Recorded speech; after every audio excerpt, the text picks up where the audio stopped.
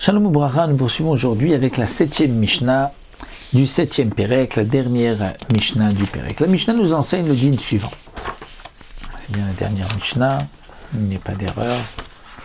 C'est la dernière Mishnah du Pérec. Alors, la Mishnah nous dit Vered Chadash, Shekvasho Beshemen Yashan. Nous avons Vered, une rose, Chadash, nouvelle, c'est-à-dire qui est de la 7e année, de la Shemitah. Et comme nous l'avons vu, il y a Kedushat Shvi dans les roses. Shekvasho, qu'on a mis en conserve Beshemen Yashan, avec de l'huile Yashan, qui est vieille, c'est-à-dire de l'huile de la 6e année qui n'a pas de Kedushat Shvi. Étant donné que nous avons vu dans la Mishnah précédente qu'il y a un din de biour pour le Vered, c'est-à-dire arrive un moment où les feuilles vont sécher, vont tomber, il n'y aura plus de roses, donc arrive un moment où il y a le biour. Donc là aussi, il faudra, la quête est à Vered, enlever les pétales de rose qui se trouvent dans l'huile avant le moment du biour, et l'huile reste permise. L'huile n'a reçu que l'odeur, la bonne odeur, le goût un peu de la rose, et donc il n'y a pas de din de biour dans l'huile elle-même. On a enlevé le Vered, ça y est, il n'y a plus de din de biour. Mais si c'est le contraire, Yashan Bechadash, c'est-à-dire nous avons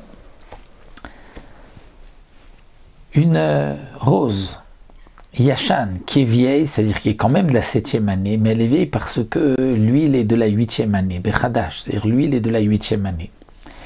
Et donc lorsqu'on a fait ce mélange, le Zman Biour était déjà là. Et bien là, on sera obligé, Chayav Biour, de tout enlever, de tout faire disparaître, étant donné que l'huile a absorbé le goût donc de cette rose. Et puisqu'elle a absorbé le goût de cette rose, alors que le Zman Biour était déjà arrivé, eh bien, c'est pour cela qu'il faudra aussi faire disparaître, disons, il faudra faire le biour de l'huile, d'après certains faire, donc le faire sortir de la maison, être mafkir, comme nous le verrons dans le din du biour. Donc là, la Mishnah nous dit, puisque le biour était déjà arrivé, donc là, il y a un din de min besheno mino, c'est-à-dire une espèce qui n'est pas de son espèce, qui va interdire benoten tam si ça donne le goût, puisque la Shemitah, comme nous dit tout de suite la Mishnah, par la suite, Zaklal, que lorsqu'il y a noten khatam, on doit être mevaer. Charuvin chadashim, si nous avons du caroubier, chadashim, qui est nouveau, donc de la 7e année, shekvashan beyain yashan, qu'on a mis en conserve dans du vin vieux de la 6e année. Ou le contraire, vishanim bechadash, des caroubiers vieux, c'était de la 7e année. Bechadash, dans du vin de la 8e année.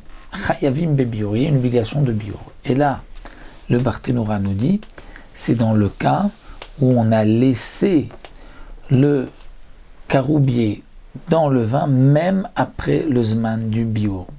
Alors bien sûr que si on avait enlevé le caroubier de la Shemitah avant le moment du biour, le vin aurait été permis.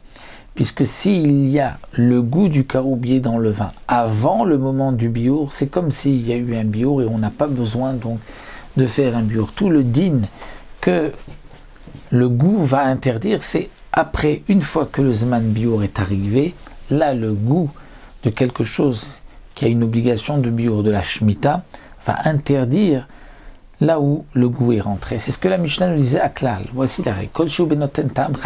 Lorsque quelque chose de la Shemitah qui est chayav biour va donner du goût dans autre chose, si ce n'est pas de la même espèce, min besheno mino, lorsque ce n'est pas de la même espèce, on devra faire le biour même donc pour l'huile ou pour le vin. Ou min bemino. Mais si c'est quelque chose de la Shemitah qui s'est mélangé avec un aliment qui n'était pas de la Shemitah, mais c'est de la même espèce, alors la kol she'u.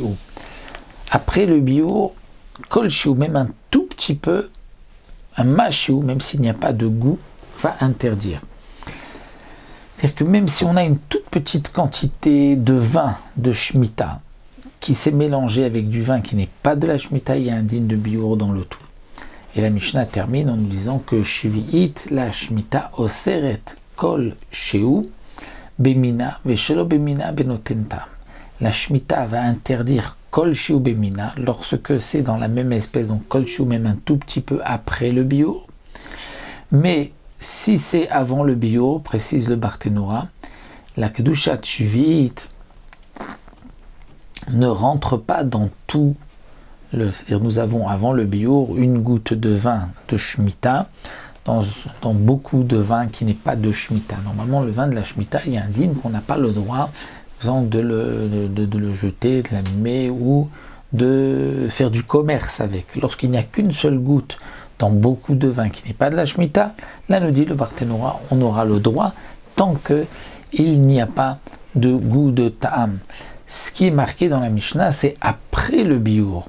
Après le biur, là, ça interdit Bémina, et chez le Bémina, seulement Benotam, si ce n'est pas la même espèce, donc comme nous avons vu le caroubier dans du vin ou une rose dans de l'huile, alors là, c'est Benotentam, lorsque ça donne du goût. Donc on fait la différence entre avant le biur et après le biur. Donc ça, c'est ce que notre Mishnah nous enseigne ici. Et nous avons terminé avec Siyata Dishmaya, le 7e Pérec.